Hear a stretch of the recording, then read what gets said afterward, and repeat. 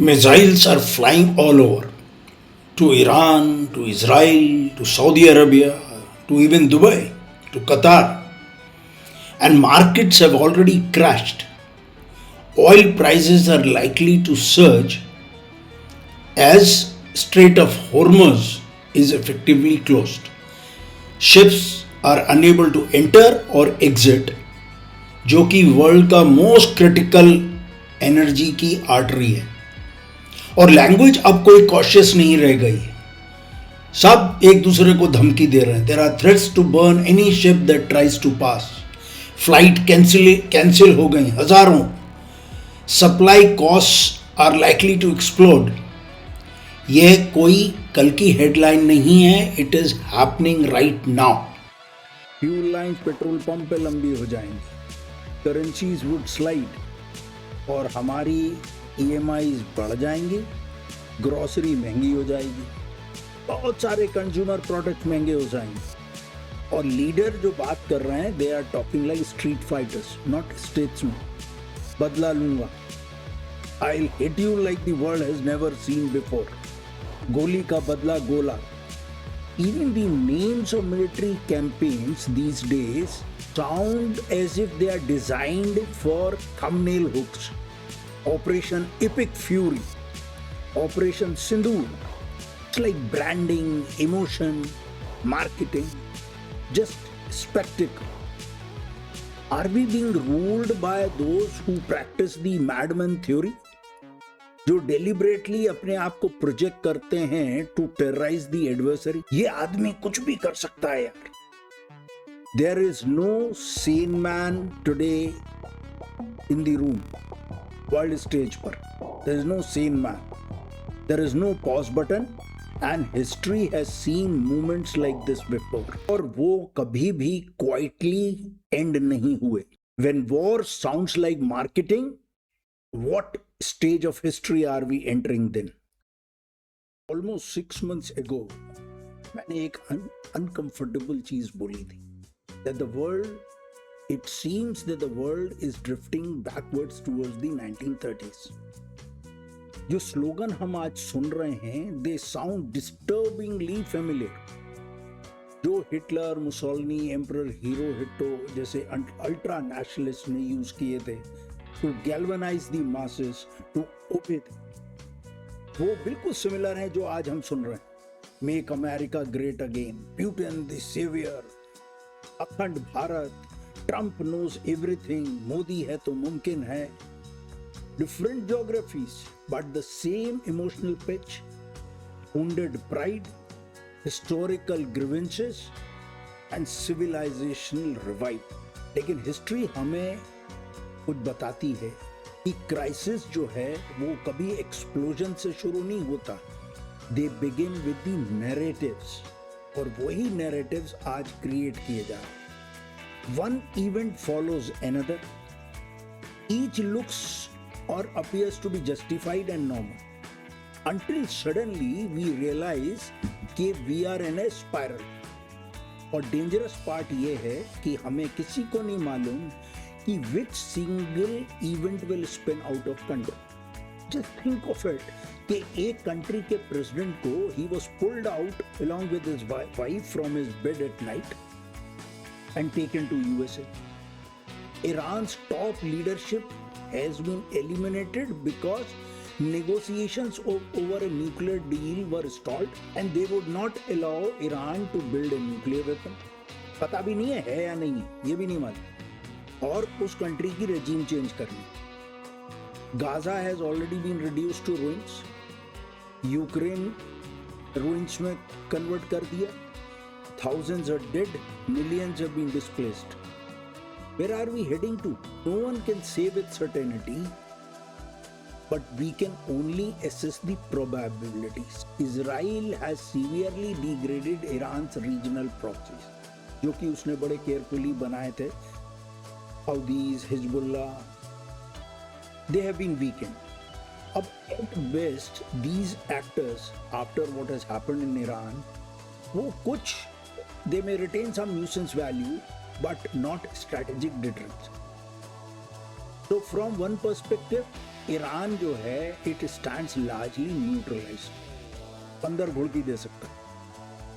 Even if top leadership is eliminated in Iran, the fact is regimes do not collapse so easily. कोई भी there is never a shortage of replacements. So next line will take over, and it has taken over by the way. Now systems जो build होते हैं ideology में survive कर जाते हैं coercion and decapitation by strikes. वो गिरते नहीं है, खत्म नहीं होते हैं, they regenerate. So the aim of US and Israel to eliminate the nuclear capabilities, जो कि पता नहीं है कि न्यूक्लियर वेपन्स है नहीं, बट न्यूक्लियर कैपेबिलिटीज को एलिमिनेट करने का and effect regime change may remain largely unachieved for few reasons.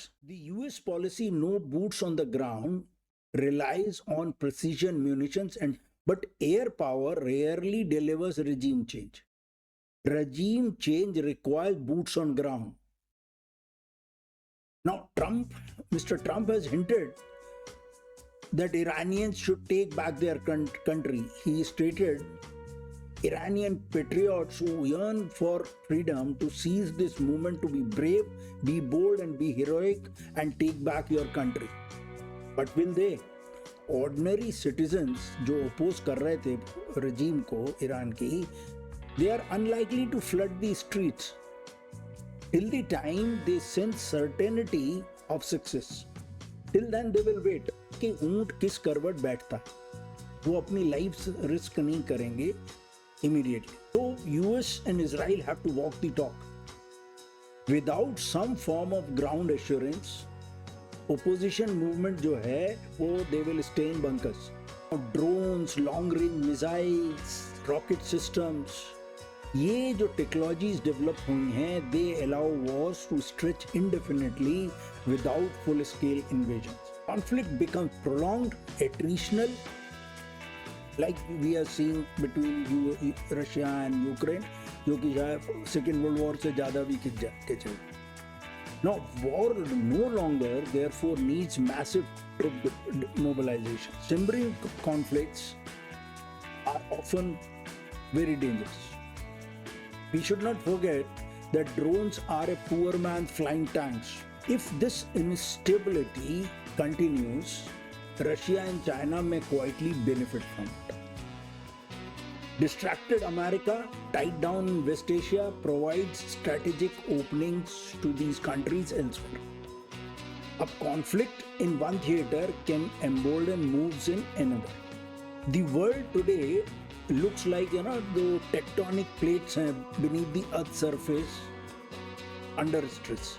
जब ये tectonic plates under stress shift करती हैं beneath the surface, तो earthquakes are felt along the where fault lines. So similarly, beneath today's global order lie deep fault lines. South China Sea, Taiwan, Eastern Europe, India's border. So if pressure builds, the tremors may be felt in along these fault lines. So the question is, are we witnessing these isolated conflicts, or are we watching the slow unraveling of a fragile global equilibrium? History जो है वो it is not necessary कि it would repeat itself exactly in the same manner, but it often rhymes. In 1930s, people were sleepwalked into the crisis by one escalation at a time. धीरे धीरे.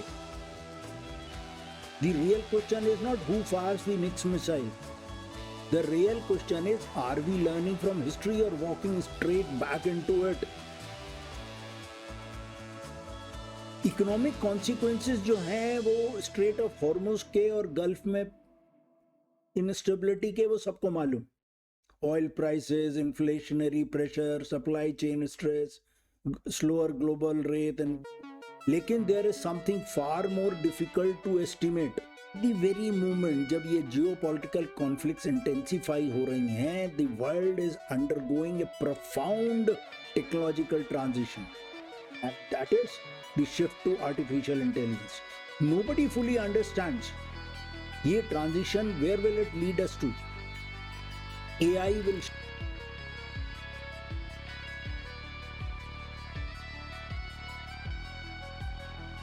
Now imagine combining all this with geopolitical instability, weakening global institutions, UNO का पता नहीं, nationalistic revivalism and rapidly advancing AI systems.